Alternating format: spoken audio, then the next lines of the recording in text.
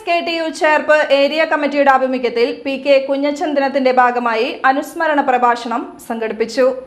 ചേർപ്പിൽ Paralam Joseph സ്മാരക മന്ദിരത്തിലായിരുന്നു ചടങ്ങ്.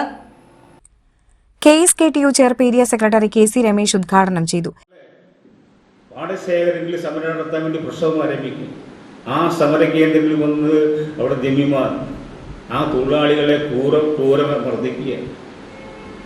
ഈ വിഭാഗത്തിന് കർഷകത്തൊഴിലാളികൾക്ക്, പാവപ്പെട്ടവർക്ക്, ദുർബലർക്ക് ഇല്ലേ, അവരെ ചോദിക്കാനും പറയാൻ ആരുമില്ല. ഭരണകൂടം അവരെ കൂടിയാണ്, പോലീസ് അവരെ കൂടിയാണ്, എല്ലാവരും എല്ലാ സംവിധാനങ്ങളും ജമ്മിമാരെ കൂടിയാണ്. ആ സഖാവിനെ അവിടെ അടിച്ച് ഒതുക്കി എല്ലാം കൂട്ടും ചവിട്ടി കൂട്ടി ഒരു മൃതപ്രായനാക്കി ഇട്ടുപോവുക. അങ്ങനെ പോലീസ് വീണ്ടും പോലീസിന് കിട്ടി, അത് മരണപ്പെട്ടെന്ന് പറഞ്ഞ ആ സംഭവമായിരുന്നു. അവസാനം നേരത്തെ പറഞ്ഞ പോലെ സഖാവ് ജീവനുണ്ട്. അങ്ങനെ മരണത്തിൽ നിന്നും കരകയറി വന്നാണ് സഖാവ് PK കുഞ്ഞച്ചൻ.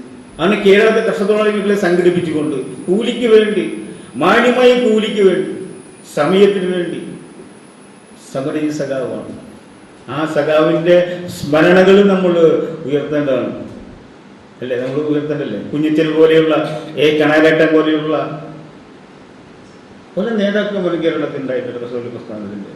ഇന്ന് കർഷകത്തൊഴിലാളി എന്ന് പറഞ്ഞാൽ നമുക്ക് പാടശേഖരത്തിൽ തൊഴിലാളികളില്ല. പക്ഷെ ഇന്ന് മാന്യമായി കൂലി, ഇന്ന് ഇന്ത്യയിൽ ഏറ്റവും കൂടുതൽ കൂലി കിട്ടുന്നത് സംസ്ഥാനം കേരളമാണ് അല്ലേ.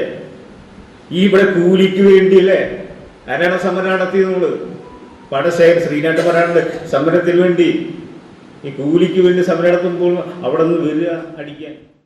Area committee president MV Mukesh അധ്യക്ഷനായി.